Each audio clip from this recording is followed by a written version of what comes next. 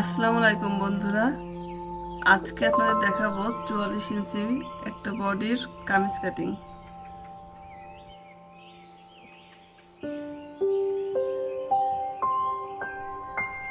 প্রথমে আমরা জামার গলাটা ছুটিয়ে রাখবো, ওটা পরবর্তীতে লাস্টে সেলাই করব।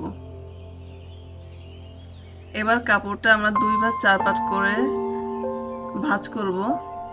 এইভাবে দেখুন, লম্বা সাইড এবং ওই সাইডটা চওড়া সাইড, এভাবে ভাঁজ করে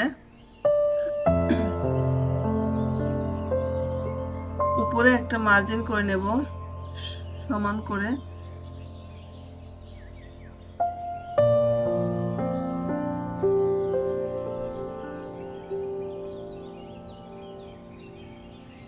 এবার ওই মার্জিন থেকে আমরা জামার ঝুলটা মেপে নেব। জামার ঝুলটা 44 ইঞ্চি, আমরা 1 ইঞ্চি বাড়তি রেখে ঝুলটা দাগটা দিয়ে নেব, ঝুলের দাগটা দিয়ে নেব।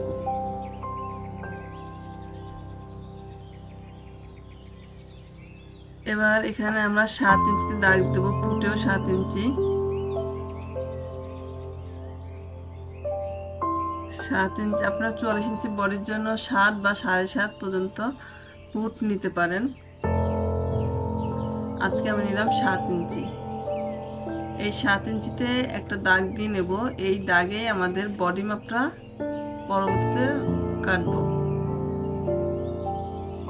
এবার প্রথম যে মার্জিনটা দিয়েছিলাম সেই মার্জিন থেকে আমরা 21 ইঞ্চি দাগ দিয়ে নেব। এই 21 ইঞ্চিতেই আমরা কোমরের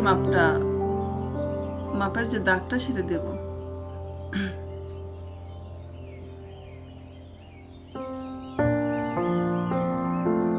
কোমরের মাপ আর বগলের মাপ আর কোমরের মাপের মাঝামাঝি একটা মার্ক করে রাখবো। এটা বডি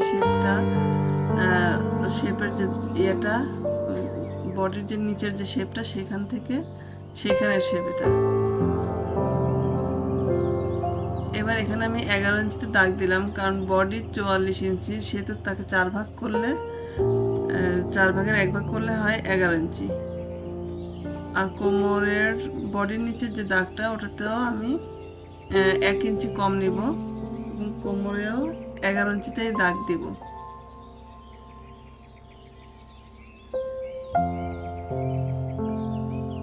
আমরা এখানে উপরে পুটে 7 নিয়েছিলাম, সেই 7 অনুযায়ী একটা দাগ দিলাম বগলের।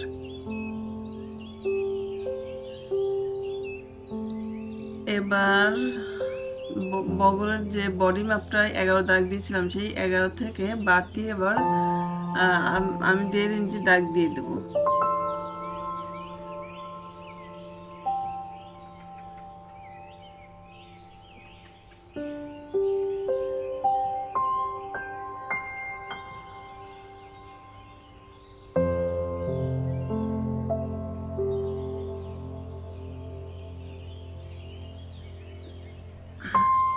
এবার উপরের মার্জিন থেকে আমরা গলার জন্য 3 ইঞ্চিতে একটা দাগ দিব।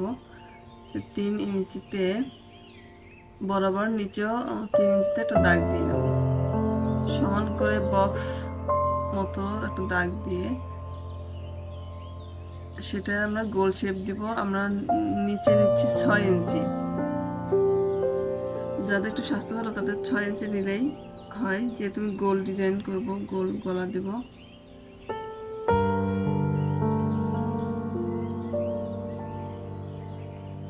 আর পিছনের গলার জন্য আমি 4.5 নিচ্ছি। নেক্সট আপনাদের একদিনে আমি সূত্র সহ কামিজ কাটিং দিব, যেটা দেখলে আপনাদের নতুনদের একদমই সুবিধা হবে। এবার বগলের যে শেপটা 1 ইঞ্চি ভিতরে দাগ দিয়ে আমরা গোল শেপ দিয়ে নিচ্ছি, রাউন্ড শেপ। এবার ওই দাগ থেকে আবার ব্যাক সাইডে 1/2 ইঞ্চি ভিতরে নিয়ে আমরা তালপাট কাটার জন্য একটা দাগ দিয়ে নিব। বডিতে এখানে 1/2 ইঞ্চি দাগ দিয়ে দিয়েছি, এটা শোল্ডারের জন্য একটু দিলে শেপটা ভালো আসে। এবার আমরা পিছনের মাপ অনুযায়ী কেটে নেব, পিছন পাটের যে মাপটা সেই অনুযায়ী কেটে নেব। পরবর্তীতে আলাদা করে আমরা তালপাট কাটবো এবং গলাটা কাটবো। কোমর থেকে যখন কাটা হয় সেই সময় কোমরের ওখানে একটা চিহ্ন দিয়ে রাখাটা বেস্ট, যাতে সেলাইয়ের সময় আমরা ওটা সহজে মার্ক করতে পারি, যে সঠিক জায়গাটা চিহ্নিত করতে পারি।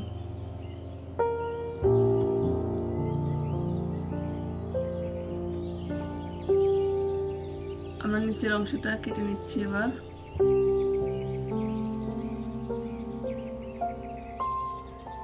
নিচের অংশটা হালকা একটু রাউন্ড শেপে কাটলে ভালো হয়, তাহলে দুই সাইডের যে কোনোটা ঝুলে না, তা না হলে কোনোটা ঝুলে যায়। এবার আমরা পিছনের যে গলাটার 4.5 ইঞ্চি নিচে এবং 3 ইঞ্চি পুটের সাইডে কেটে নেব। এটা পিছন গলা।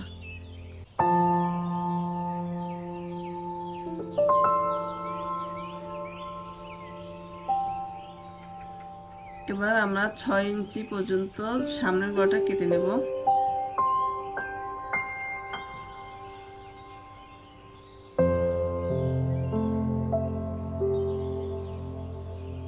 হ্যাঁ, এবার তালপাটটাও কেটে নিচ্ছি একই সাথে। আপনাদের কারোর কোনো কমেন্ট থাকলে এই ভিডিও নিয়ে আপনারা অবশ্যই কমেন্ট বক্সে জানাবেন।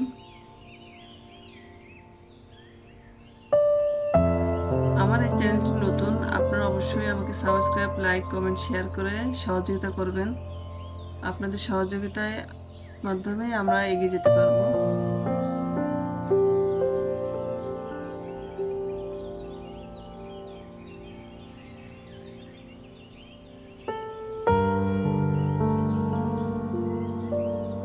এরই মাঝে আমাদের সামনের পার্ট এবং পিছন পার্ট কাটা হয়ে গেল। এবার একটা আমরা একটু দূরে সরিয়ে রেখে হাতার সাইডটা কেটে নেব, হাতার কাপড়টা।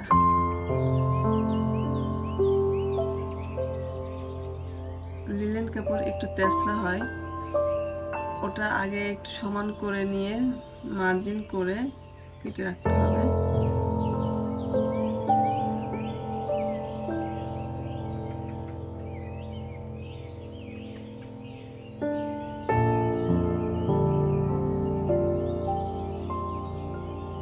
এটা একটা কাস্টমাইজড অর্ডার।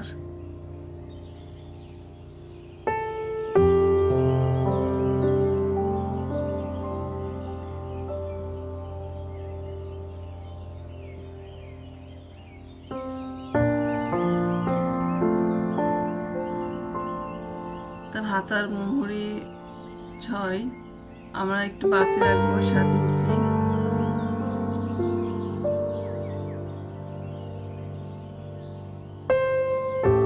এবং হাতার ঝুলটা থাকবে 17, আমরা নিয়েছি 18। আমরা এখানে 9 ইঞ্চি মাপে একটা দাগ দিয়ে নেব।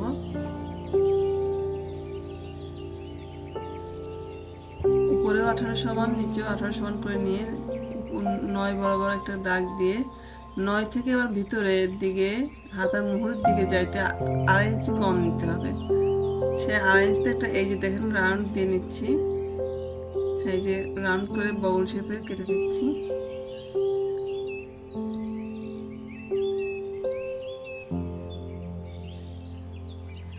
এর মাঝে বলে রাখি, আমাদের তালপাটটা আমি সেলাইয়ের সময় কেটে নেব, যেহেতু এটা লিলেন কাপড়। পরবর্তীতে কাটাটাই বেস্ট, আগে কেটে রাখলে এটা ছড়িয়ে যায়, তেসরা হয়ে যায়, পরবর্তীতে সেলাই করতে সমস্যা হয়।